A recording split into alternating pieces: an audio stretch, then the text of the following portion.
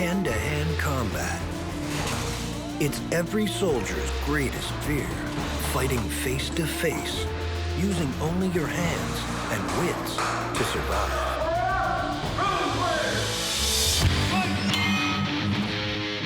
Today, modern coalition armies are training their soldiers to win battles in every dimension of war, including combatives. The training for close combat is intense, merciless, and unforgiving. It has to be. The stakes are high in this win or lose contest. It's the difference between life or death. Ready, set, go!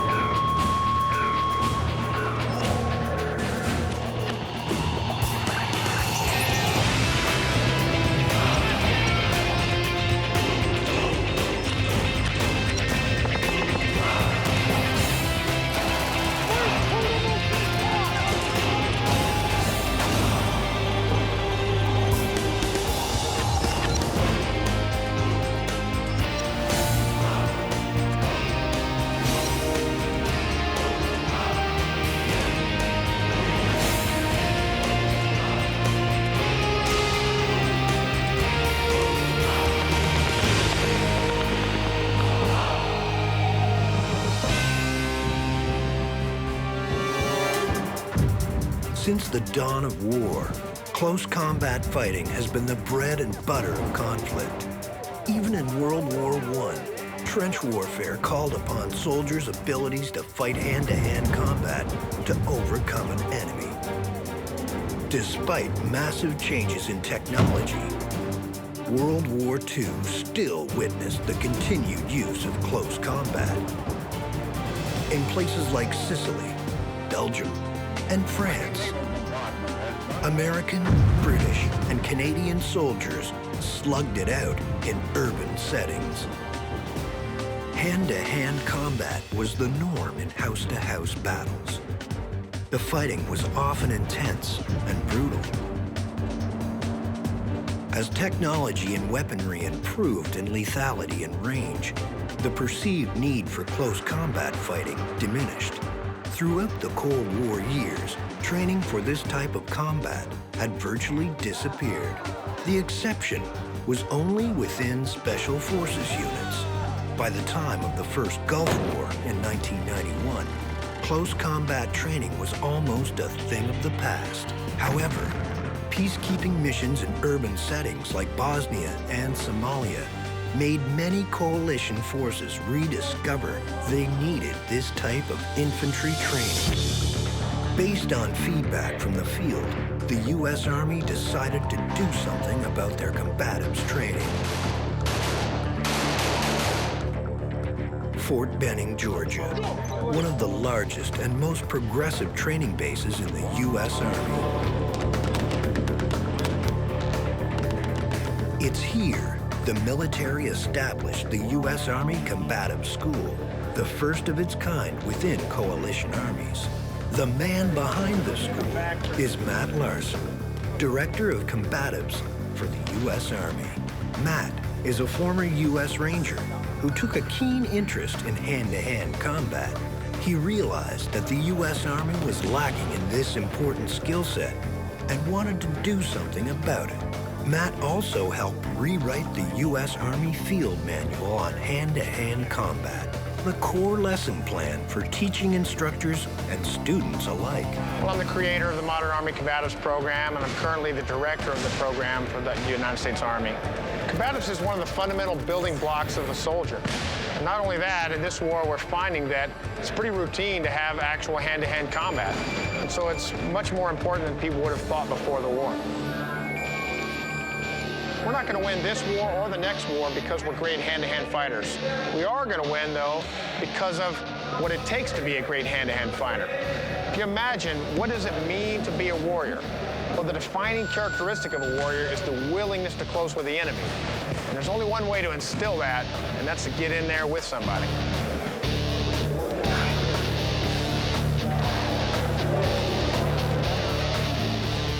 training is for all soldiers.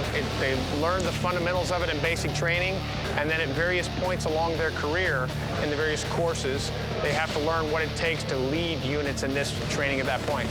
For example, before you can be a sergeant, you have to go to the Warrior Leaders course, and in that course they learn how to train their soldiers and the fundamental skills. At the same time, a captain will learn what he needs to know to have a successful program in the company that he's going to command. With over 1 million soldiers in the U.S. Army, the problem was how to effectively train everyone. The Combative School was established to teach the teachers. With 4 instructor certification courses, the intent is to provide units throughout the U.S. Army with a qualified cadre of instructors. The problem is, how do you keep soldiers motivated to keep fit and trained? If you imagine a civilian martial arts instructor, their expertise is to take self-motivated people and give them a skill. Well, that's a far different thing from training 1.2 million people in the United States Army, Guard, and Reserves. What's really critical is the system behind it. We have to figure out what to teach them, when to teach it to them, and how to provide enough instructors to get that to an organization that literally spans the globe. Well, what we do here at the Combative School is we train the trainers. So we send instructors out around the Army. We have 4 different courses that they go to in turn, and, levels 1 through 4 for platoon, company, battalion, and brigade level master trainers, and then they go out and train everyone else around the Army. Most hand-to-hand combat programs are kind of ad hoc. A commander who has 8 or 10 weeks will say to his martial arts expert, hey, you need to come up with a program. And so that guy with his 27 years of experience, he says, what can I teach that's simple, easy to learn, effective? So they learn that in 8 or 10 or 15 hours. It doesn't really matter how much. And then they go out to the force, and they never train again. Because what they didn't learn were the training methodologies and approaches that are going to make them continue to grow and learn. So what we really try to do is lay a foundation of training. And this is just really, the Combatives program is a method to teach realistic training. And once they have that, then they can go out and continue training the rest of their careers, the rest of their lives. And that's where the real skill development happens. One of the key things we've done in the Combatives program is realize that you have to motivate people to train. And the way we do that is by having competitions. So if you can be the best in your squad or your platoon or in the whole Army, there's a reason to excel. So right now, soldiers around the Army, they compete to be the best in their unit, and then the best of units around the Army, the division and post champions, all come to Fort Benning once a year to compete to be the Army champions. And that's what's going on this week.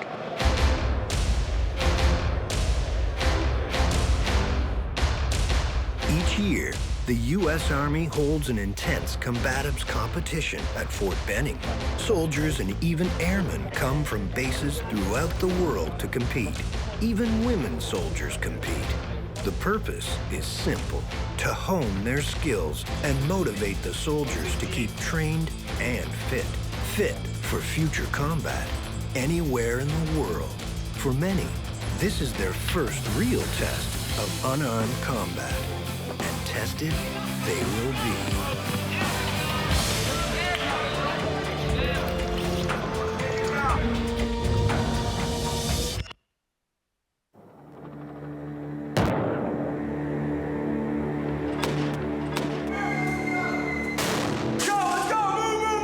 Urban warfare.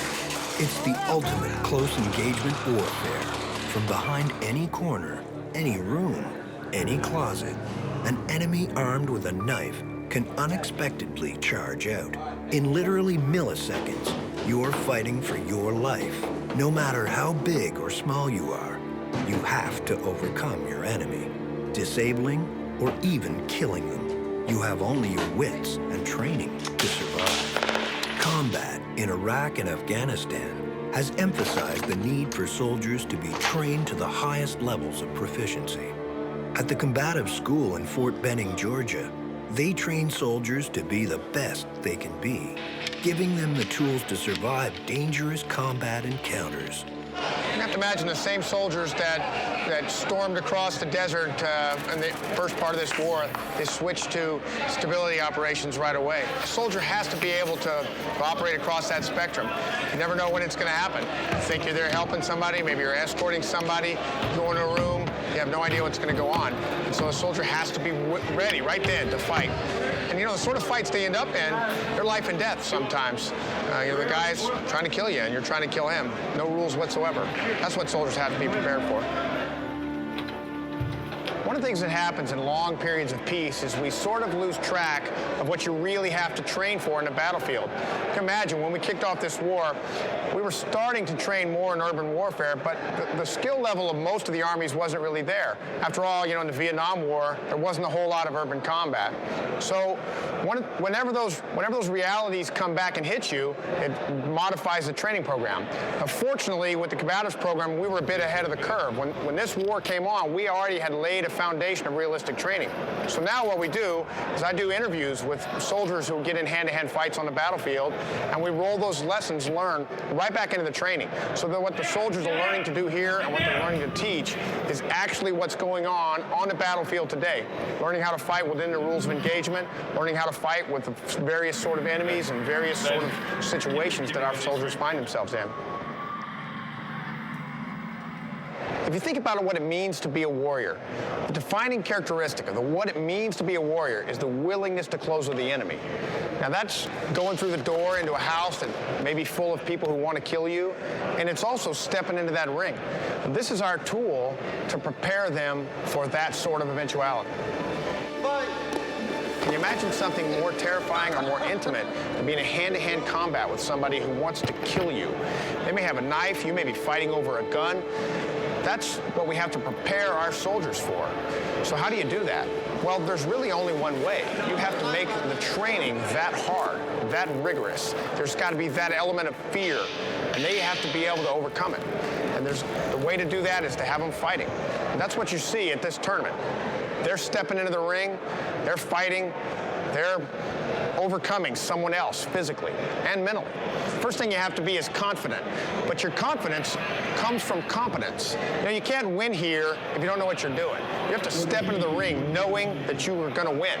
That's what it takes to be a champion. And that's the same thing that it takes to overcome the difficulties of the battlefield. All right, next man. At the preliminary weigh-ins, nearly 300 soldiers have come from U.S. Army units around the world. Based on their weight, they're grouped into different classes of competition, just like in professional fighting. Combatives Director Matt Larson explained more about this competition and its goals. Once you place rules on something and start to have competition, the natural inclination is to train to win those competitions rather than to train for fighting. For example, boxers don't train to defend the double leg takedown because you're not allowed to do that in boxing. And they're not training to fight, they're training to win boxing competitions. The way we do our competitions is there's a graduated set of rules. At the beginning, it's purely grappling. That's where we have the most exposure, the hundreds of matches. And then as it goes up, more and more techniques are allowed. At the intermediate rules, there's limited striking. And at the advanced rules, it's essentially like civilian mixed martial arts. Of course, we're a little bit more protective of our soldiers because, you know, sometimes they have to deploy right away. Last year's competition, the team from the 101st Airborne fought on Sunday and deployed to Iraq on Monday. So we have to be a little bit more protective. But essentially, by graduating like that, nobody can train to fight within a limited set of rules. They have to train for the entire fight. You have to imagine when you're competing, it's an entirely different thing from an actual fight. It seems violent, but they're actually friendly. You all right? Yeah, fine. Okay. You know, the only way we can really train hard is to be grown-ups about it. You know, if I'm punching you in the face and you're punching me, you know, we can't be angry about it. We have to know it's in the spirit of helping each other and train like grown-ups. The first day of competition is all about the basics. Scoring points by using the fundamental techniques of combatives. Techniques such as takedowns, sweeps, knee mounts, passing the guard, and gaining the dominant position. All are fundamental to close combat. After a long day and literally hundreds of fights, the number of competitors has been dramatically reduced. Just like in real combat, only the most skilled have survived to fight in the final competition.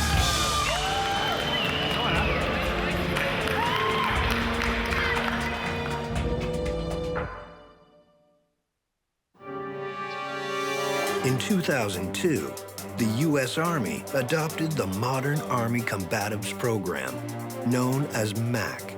The program was developed by Matt Larson and established at the U.S. Army Combatives School at Fort Benning, Georgia.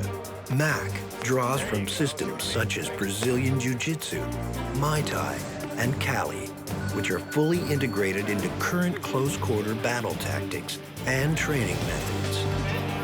The system has proven to be so effective, the U.S. Air Force adopted MAC as its hand-to-hand combat system in early 2008.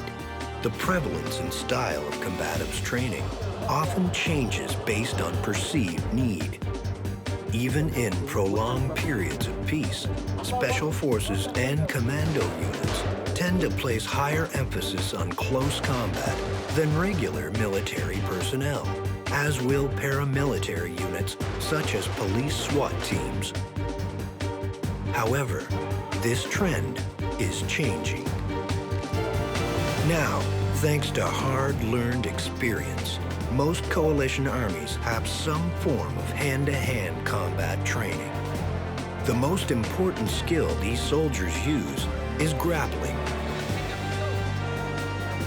Grappling is the one skill that will most probably help a soldier survive a fight in real combat. We started with ground grappling simply because it's easier to learn.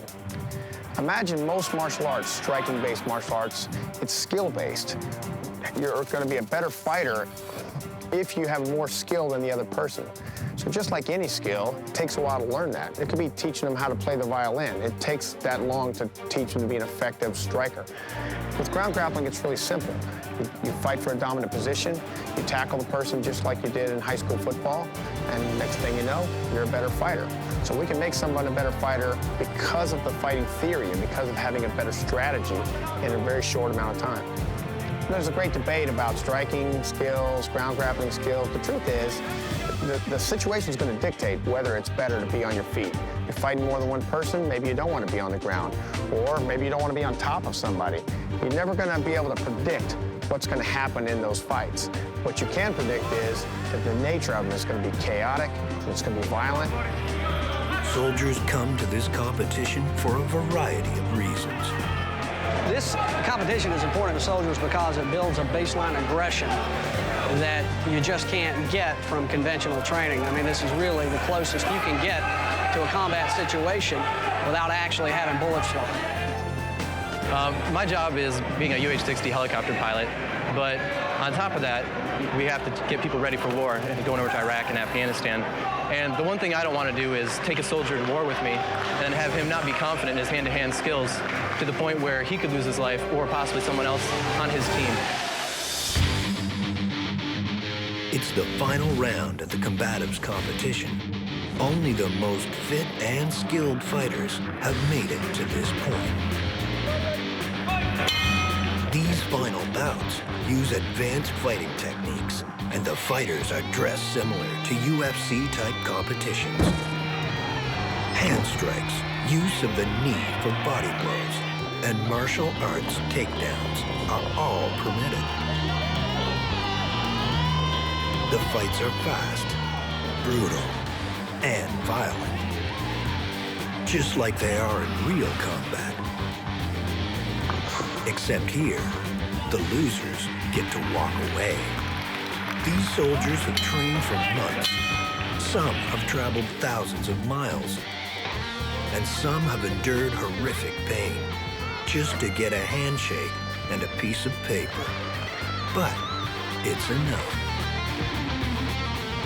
In the world of combatives, it's all about the bragging rights, proving to your fellow warriors that you're the best, proving you can win in combat and protect your comrades.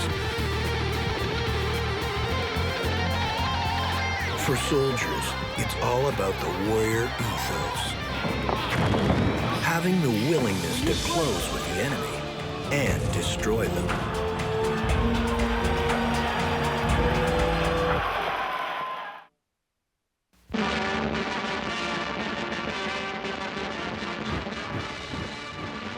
Physical fitness and hardness of an army is one of the biggest battle-winning factors in war.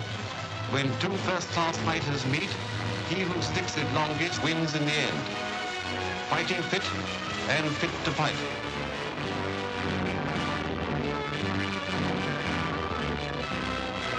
Close combat is the most ancient form of fighting known to man. Military organizations have always taught some sort of unarmed combat for conditioning and as a supplement to armed combat. Coalition fighting in Iraq and Afghanistan has repeatedly proven that urban warfare is an environment saturated with close combat. The U.S. Army Combatives School and the training it's providing is helping save soldiers' lives. Helping by giving them the tools they need to survive hand-to-hand combat. Imagine when a soldier goes through a door, the room is probably only 8 feet deep. When you get in there, it's not going to be a marksmanship contest, it's going to be a fight.